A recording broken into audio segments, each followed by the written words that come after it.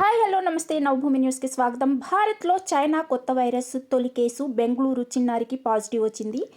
చైనాలో ప్రస్తుతం వేగంగా విస్తరిస్తున్న హ్యూమన్ మెటానిమో వైరస్, దీన్ని హెచ్ఎంపివి అంటారు, వ్యాప్తి భారత్లోనూ మొదలైంది.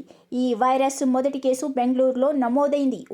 8 నెలల చిన్నారికి హెచ్ఎంపివి పాజిటివ్గా నిర్ధారణ అయినట్టు తెలుస్తుంది. బెంగళూరులోని బాప్టిస్ట్ హాస్పిటల్లో ప్రస్తుతం ఆ చిన్నారి చికిత్స కొనసాగుతుందని మీడియా నివేదికలు చెబుతున్నాయి. అయితే కర్ణాటక ఆరోగ్య శాఖ ప్రభుత్వ ల్యాబ్లో ఆ చిన్నారి నమూనాను పరీక్షించలేదని పేర్కొంది. కానీ ప్రైవేట్ ఆసుపత్రి నివేదికను అనుమానించడానికి ఎటువంటి కారణం లేదని తెలిపింది.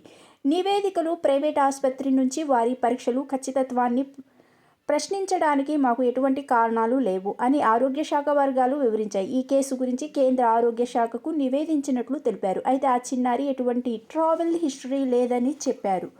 చైనాతో పాటు హాంకాంగ్, మలేషియా సహా పలు దేశాల్లో హెచ్ఎంపివి వైరస్ కేసులు పెరుగుదల ప్రపంచాన్ని ఆందోళనకు గురి చేస్తున్నాయి. కరోనా మాదిరి సాధారణ జలుబు లేదా ఫ్లూ వంటి లక్షణాలే ఇందుకు కారణాలు. అయితే కోవిడ్-19 కంటే అతివేగంగా ఇది వ్యాప్తి చెందుతుంది. ఓ వైద్య నిపుణుడు మాట్లాడుతూ, లక్షణాల ఆధారంగా వైరస్ గుర్తింపు నమ్మదగింది, కానీ హెచ్ఎంపివి కమ్యూనిటీ వ్యాప్తిని పరీక్షల ద్వారా మాత్రమే నిర్ధారించగలము అని చెప్పారు. కరోనా వైరస్ సమయంలో ఈ విధంగానే పరీక్షలు చేపట్టి వైరస్ వ్యాప్తిని నియంత్రించగలిగామని వివరించారు. ఇప్పుడు చాలామంది ఏ ఇంట్లో చూసినా దగ్గు, జలుబు, జ్వరాలతో బాధపడుతున్నారు. దీన్ని నిర్లక్ష్యం చేయకుండా వైద్య పరీక్షలు చేయించుకుంటే మంచిది. ప్రతి ఇంట్లోనూ సీజన్ని బట్టి ఇది వస్తుంది అనుకుంటున్నారు, కానీ ఈ లక్షణాలు వైరస్ కూడా ఉండొచ్చు. అందువలన ఈ లక్షణాలు దగ్గు, జలుబు, జ్వరము ఉన్న వాళ్ళు ప్రతి ఒక్కళ్ళు వైద్య పరీక్షలు చేయించుకుంటే మంచిది. చైనాలో కొత్త రకము వైరస్ వ్యాప్తి మరో ప్రపంచాన్ని మహమ్మారిగా మారుస్తుందని ఆందోళన వ్యక్తం చేస్తున్నారు. పెద్ద సంఖ్యలో కేసులు నమోదవుతున్నాయి. ఇతర దేశాల్లోనూ ఈ వైరస్ అడుగుపెట్టినట్టు నివేదికలు అందుతున్నాయి. ఈ నేపథ్యంలో మలేషియాలో హెచ్ఎంపివి వైరస్ కేసులు నమోదవుతుండటంతో అక్కడి ప్రభుత్వం అప్రమత్తమైంది.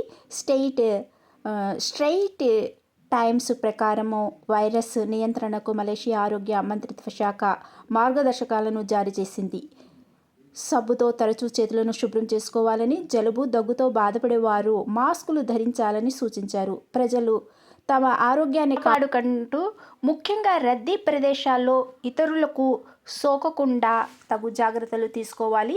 రిస్క్ ఎక్కువగా ఉన్న దేశాలకు ప్రయాణాల విషయంలోనూ పునరాలోచించాలని పేర్కొంటున్నారు. అయితే హెచ్ఎంపివి కొత్త రకం వ్యాధి కాదని తెలిపింది. 2001లో కనుగొన్న ఈ వైరస్ న్యూమోవిరిడే కుటుంబానికి చెందింది. రెస్పిరేటరీ సిన్సిటియల్ వైరస్ కూడా అదే ఆర్ఎస్వి కుటుంబానికి చెందింది. ఇది సాధారణ జలుబు లేదా ఫ్లూ వంటి లక్షణాలు ఉండే దిగువ శ్వాసకోశ ఇన్ఫెక్షన్లకు కారణమయ్యే వైరస్. ఇన్ఫ్లుయెంజా ఏ, మైకోప్లాస్మా, న్యూమోనియా, కోవిడ్-19 వంటి ఇతర వ్యాధులతో పాటు ప్రస్తుతం హెచ్ఎంపివి కేసులను చైనా ఎదుర్కొంటుంది. కొన్ని ప్రాంతాల్లోనూ ఆసుపత్రులు బాధితులు కిక్కిరిసిపోయినట్టు నివేదికలు సూచిస్తున్నాయి. అయితే చైనా అధికారులు ప్రపంచ ఆరోగ్య సంస్థ WHO అత్యవసర పరిస్థితిని ప్రకటించలేదు. అన్ని వయసుల ప్రజలకు ఈ వైరస్ ముప్పు ఉందని నిపుణులు చెబుతున్నారు. ముఖ్యంగా 65 ఏళ్లు పైబడిన వారు, 5 ఏళ్లలోపు చిన్నారులు ఈ వైరస్కు ఎక్కువగా ప్రభావితులు అవుతున్నారు. వ్యాధి నిరోధకత తక్కువగా ఉన్నవారు, ఇమ్యూనిటీ పవర్ తక్కువగా ఉన్నవారు, ఆస్తమా బాధితులకు ముప్పు ఎక్కువే. ఈ వైరస్కు కరోనా వైరస్ కంటే చాలా వేగంగా వ్యాపించగల సామర్థ్యము ఉన్నట్టు చైనాలో పరిస్థితులు చెబుతున్నాయి. ఇంత తక్కువ సమయంలో కోవిడ్-19 వ్యాప్తి పెద్దగా లేదు, కానీ ఈ హెచ్ఎంపివి వైరస్ చాలా తక్కువ సమయంలోనే వ్యాప్తి చెందుతున్నట్లు చైనా అధికారులు చెబుతున్నారు. కరోనా కంటే ఇది ప్రమాదకరమని వెల్లడించారు. ఇక అందరూ చాలా జాగ్రత్తగా ఉండాలి. చైనా ఇతర దేశాల్లో ఈ వైరస్ ఉన్న దేశాలకు పోకపోవడమే మంచిది. మనము వేరే చోట అంటే రద్దీ ఉన్న ప్రదేశాల్లో పోయినప్పుడు మాస్కులు తప్పకుండా ధరించి వెళ్ళాలి. దగ్గు, జలుబు, జ్వరాలు ఉన్న వాళ్ళ దగ్గరికి పోకపోవడమే మంచిది. వాళ్ళు తప్పకుండా మాస్కులు ధరించాలి. ఈ వైరస్ వచ్చిన వాళ్ళు ధరించాలి, రాని వాళ్ళు కూడా అందరూ మాస్కులు ధరించడం వల్ల కొంత నియంత్రించవచ్చు.